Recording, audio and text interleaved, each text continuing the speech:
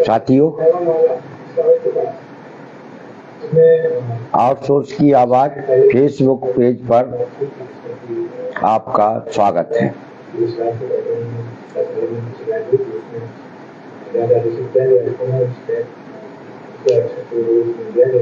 Outsource आंदोलन पिछले 1-1.5 साल में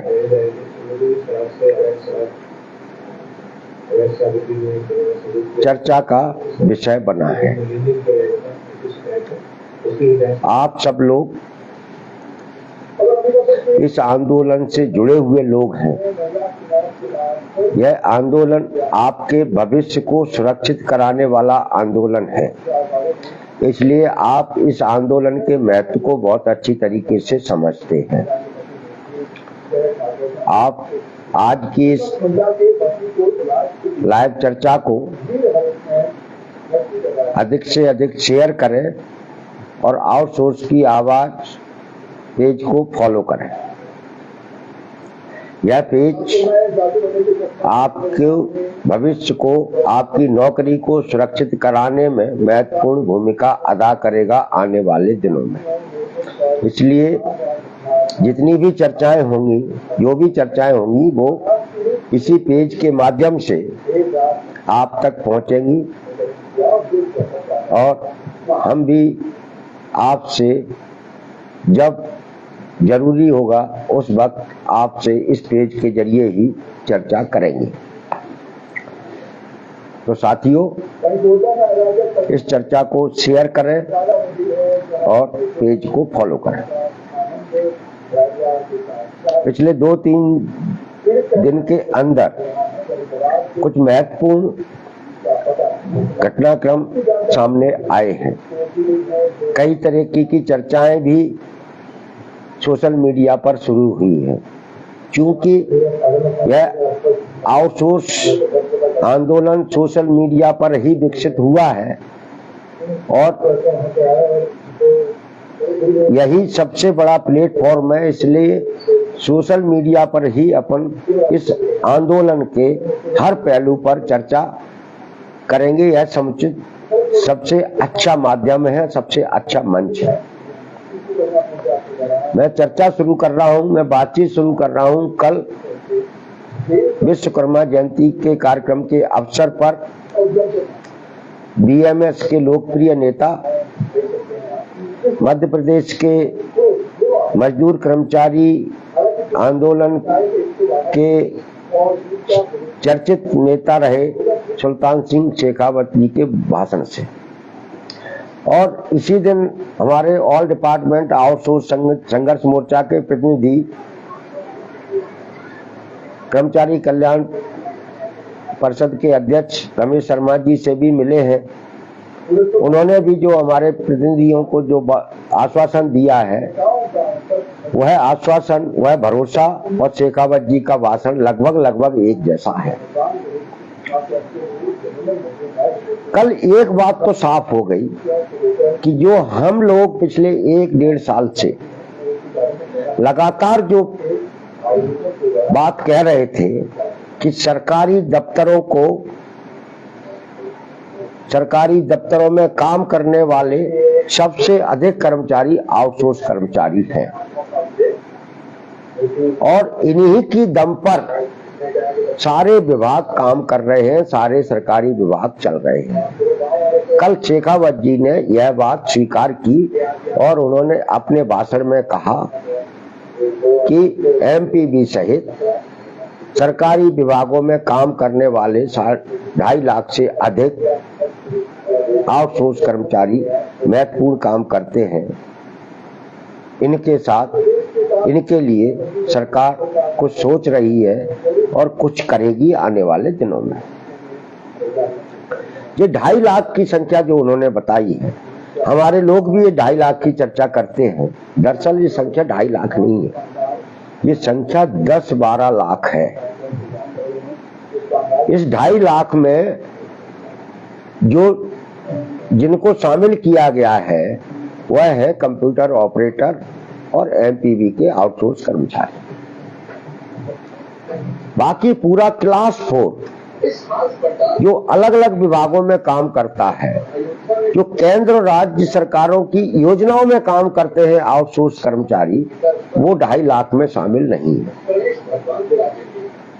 अगर उन सबको शामिल कर लिया जाए तो ये संख्या पहुंच जाती है 10 से 12 लाख में, और ये बहुत बड़ी संख्या है। हमारी जो आंदोलन की शुरुआत जो हुई थी और जिसमें हमने पहले दिन जो बात कही थी, जिसे मैं अक्सर दोहराता हूं कि हमको सरकारी विभागों के अंदर काम कर रहे हैं, हमें रिकॉग्नाइजेशन मिलना चाहिए। सरकार को, सरकार के प्रतिनिधियों को हमारे बारे में बात करना चाहिए, और यही बात मैंने लगातार कही है। यह बात कल शेखावत जी ने अपने भाषण में दोहराया और उन्होंने आउटसोर्स कर्मचारियों को रिकॉग्नाइजेशन देने के संकेत दिए हैं कि सरकार आउटसोर्स के बारे में कुछ विचार कर रही है, कुछ सोच रही है। इसे हम अपने आंदोलन की शुरुआती जीत के रूप में भी देख सकते हैं। जिन आउटसोर्स कर्मचारियों को अब तक बाहर का कर्मचारी कह के दुत्कार दिया जाता था, जिनके साथ दोयम दर्जे के नागरिक की तरह बर्ताव किया जाता था, उन कर्मचारियों को सरकार के प्रतिनिधि के तौर पर शेखावत जी और रमेश शर्मा जी ने स्वीकार किया, मान्यता दी। अब आपका काम बचता है कि आपको जो सरकार के प्रतिनिधियों ने सरकारी कर्मचारी होने की जो स्वीकारता दी है, आप ये साबित करें कि हाँ, हम सरकारी कर्मचारी हैं और हम ही सरकारी दफ्तर चलाते हैं। इसलिए उन सरकारी दफ्तरों पर पहला और आखिरी अधिकार हमारा है, और वो अधिकार आपको मिलेगा सरकारी विभागों में संविलियन के जरिए ही। और यही ऑल डिपार्टमेंट आउटसोर्स अस्थायी ठेका कर्मचारी संयुक्त मोर्चा का संकल्प भी है, और उन्होंने यह लड़ाई लड़ने और जीतने का संकल्प भी लिया है। इसलिए साथियों, हम जो बात लगातार कहते आ रहे थे, उस दिशा में सोचना शुरू कर दिया गया है सरकार के द्वारा। अब यह संभव कैसे हुआ? कुछ लोग तरह तरह की प्रतिक्रियाएं देते हैं कि हमको राजनीति नहीं करना चाहिए, हमको राजनीति से कोई लेना देना नहीं है, हमको अपनी बात खुद करना चाहिए, किसी बाहरी व्यक्ति को इसमें शामिल नहीं करना चाहिए, वगैरह वगैरह वगैरह वगैरह। मैं एक बात और स्पष्ट कर दूं कि आउटसोर्स पूरी तरीके से एक राजनीतिक समस्या है, जिसे एक राजनीतिक पार्टी की जो विचारधारा है, जो निजीकरण की विचारधारा है, जिसके तहत सरकारी दफ्तरों में इसे लागू किया गया है, यह एक तरीके का भारतीय जनता पार्टी का राजनीतिक फैसला है, सरकारी विभागों का निजीकरण करना। अब इसका समाधान भी राजनीतिक रास्ते पर चलकर ही निकल सकता है। अभी 3 दिन पहले अशोकनगर में माननीय कमलनाथ जी ने एक पत्रकार वार्ता में कहा है कि मैं निजीकरण के खिलाफ हूं। इसका मतलब है कि वो सरकारी विभागों का जो 80-90% तक निजीकरण हो गया है, उससे सहमत नहीं है।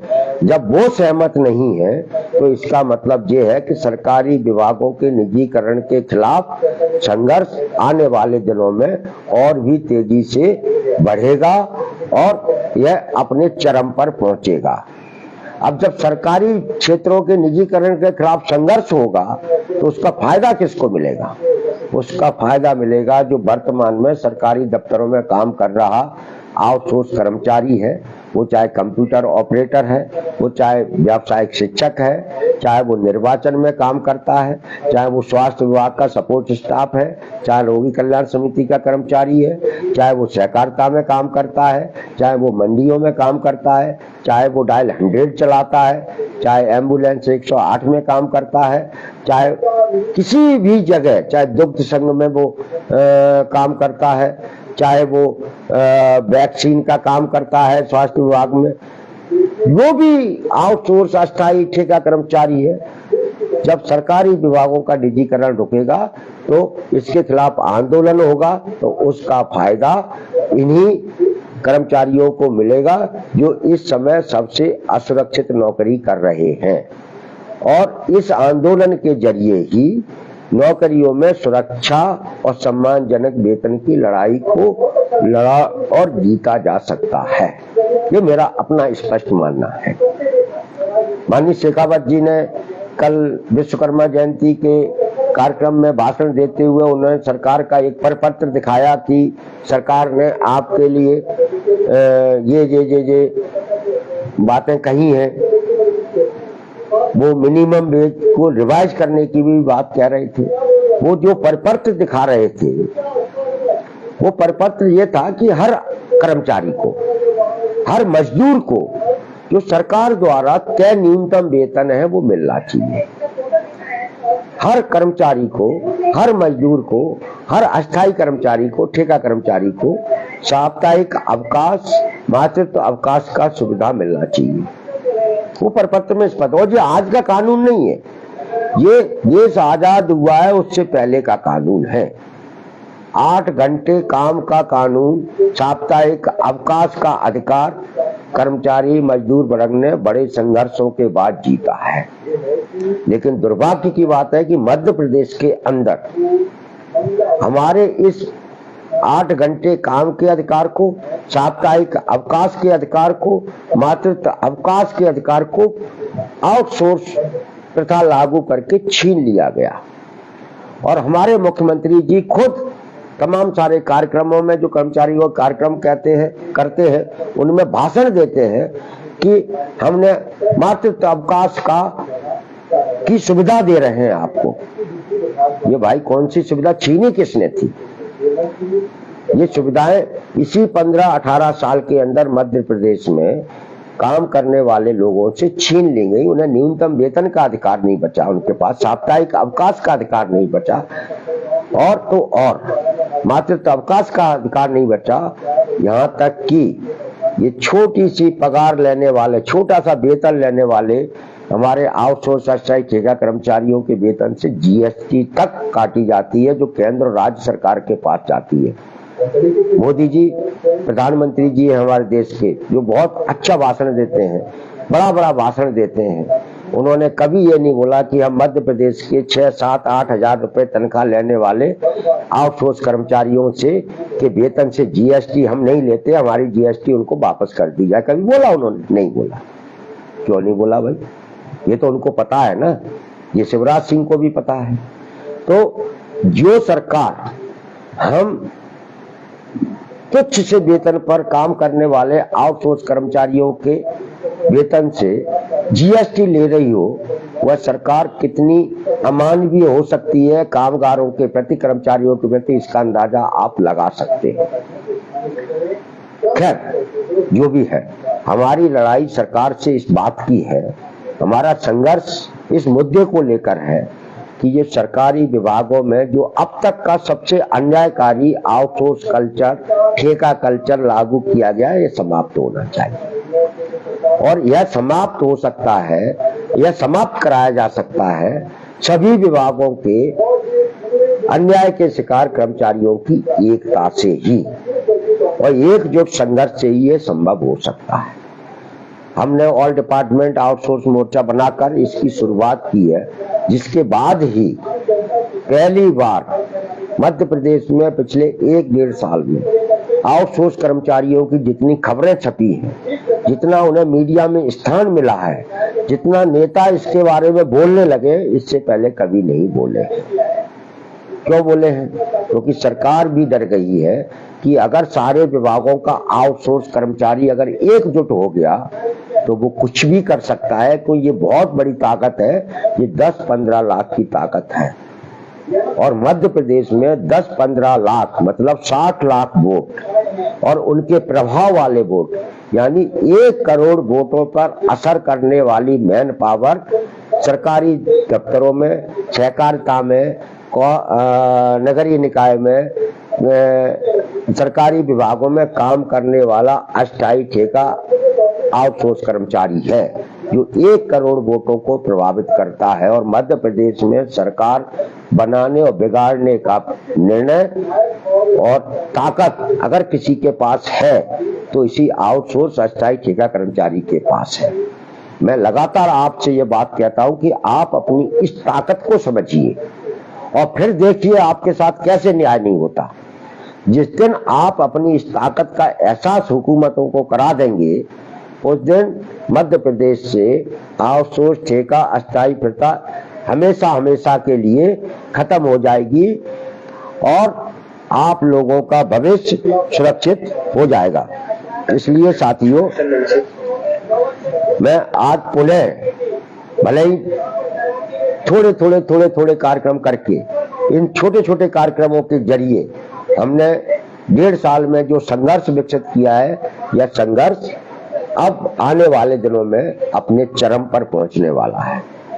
और हमें ये गलतफहमी कतई नहीं है कि हमको जो आउटसोर्स संघर्ष मोर्चा 1 करोड़ वोटों पर प्रभाव रखता है उसे बहुत आसानी से काम करने दिया जाएगा। हमारे विरोधी भी हमारे खिलाफ सक्रिय होंगे जो हमारे बारे में तमाम तरह की बातें करेंगे।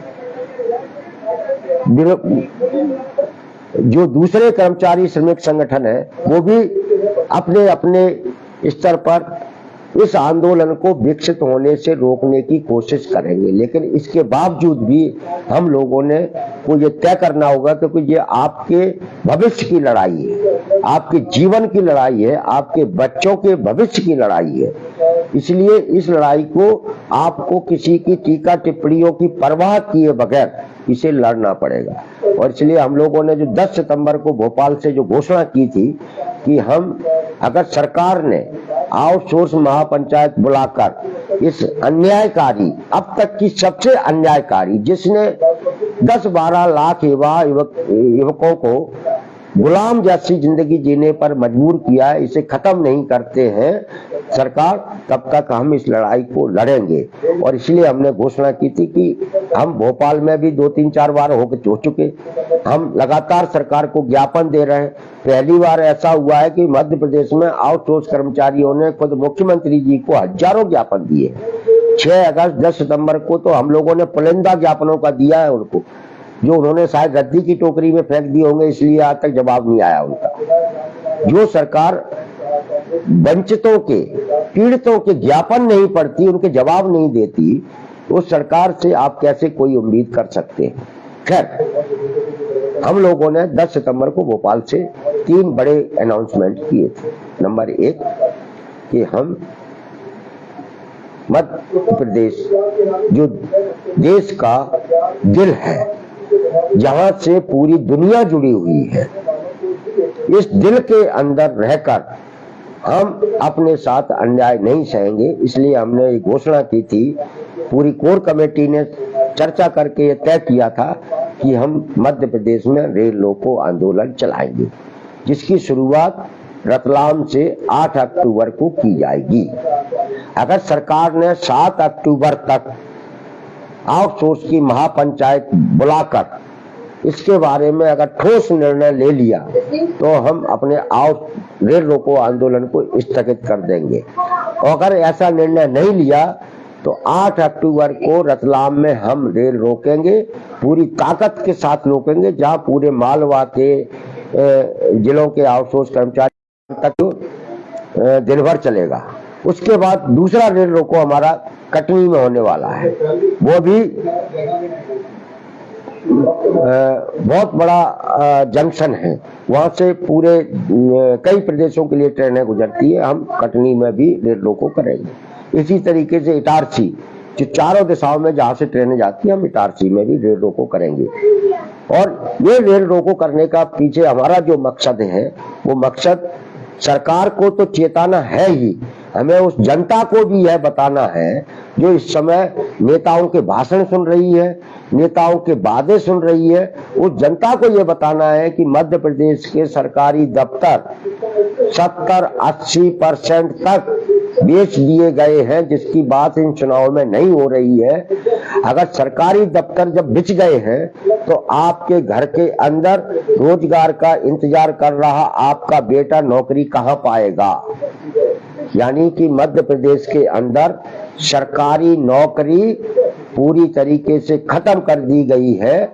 इस नौकरी को अगर बचाना है तो आउटसोर्स अस्थायी ठेका कर्मचारी संयुक्त मोर्चा के संघर्ष में शामिल हुइए और हमारे रेल रोको आंदोलन को समर्थन कीजिए, क्योंकि सरकारी सेक्टर, सरकारी विभाग भारतीय जनता पार्टी या शिवराज सिंह ने नहीं बनाए हैं। यह आजादी के लड़ाई लड़ी हमने, अंग्रेजों को यहां से भगाया और आजादी के 70 साल के अंदर कांग्रेस की सरकारों ने, दूसरी सरकारों ने सरकारी सेक्टर को खड़ा किया है, विकसित किया है, बनाया है। इसे हम बहुत आसानी से मध्य प्रदेश की सरकार, खास करके शिवराज सिंह को नहीं बेचने देंगे। हम अपने 10-12 लाख लोगों को, युवतियों की जिंदगी को बर्बाद नहीं होने देंगे। इसलिए संघर्ष ही एकमात्र रास्ता है जिस पर आपको चलना होगा। इसे अगर कोई कहता है कि ये तो राजनीति कर रहे हैं, तो उनसे मेरा आग्रह है कि हाँ भैया, मैं राजनीति कर रहा हूँ। राजनीति करने का ठेका सिर्फ रमेश शर्मा जी या शेखावत जी के पास नहीं है। राजनीति करने का ठेका सिर्फ शिवराज सिंह, बीडी शर्मा, नरेंद्र सिंह तोमर या उन पर नहीं है। राजनीति करने का ठेका, राजनीति करने का अधिकार मध्य प्रदेश के हर कर्मचारी, मजदूर, पीड़ित, वंचित वर्ग को है, क्योंकि आपने सरकारी सेक्टर को खत्म करके आपने दलित, आदिवासी, ओबीसी और मध्यम वर्गीय परिवारों के बच्चों के से सरकारी नौकरी का अधिकार छीना है। हम इस अधिकार को वापस दिलाएंगे और यही आउटसोर्स संघर्ष मोर्चा इसी लड़ाई को मध्य प्रदेश में खड़ा कर रहा है और इस लड़ाई को ये लोग जीतेंगे, इस बात का विश्वास और भरोसा हम इस चर्चा के जरिए आपको दिलाना चाहते हैं और आपसे आग्रह करते हैं, अपील करते हैं कि 7 अक्टूबर तक यदि सरकार ने आउटसोर्स कल्चर पर कोई फैसला नहीं किया तो 8 अक्टूबर को रतलाम पहुंचने की तैयारी अपने अपने स्तर पर कीजिए। जो लड़ा है वही जीता है, जो लड़ा है वही बचा है। जिसने दुश्मन के सामने खुद को सरेंडर कर दिया उसको कुचल दिया गया। मैं एक कहानी सुनाता। एक जमींदार था जिसके एक वफादार नौकर था और एक अपने अधिकार के प्रति जागरूक नौकर था।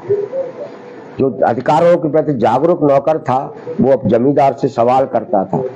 वो अधिकारों के प्रति सवाल करने वाले को डराने के लिए जमींदार अपने वफादार कर्मचारी को ही मारता था बार बार। मध्य प्रदेश में भी ऐसा ही हो रहा है। बीएमएस की से जुड़े हुए संगठनों के लोगों को ही नौकरियों से निकाला गया है। एमपीवी इसका उदाहरण है। एमपीवी के आउटसोर्स कर्मचारी यूनियन शेखावत जी की सबसे वफादार यूनियन थी, उसी के 1100 लोगों को निकाला गया।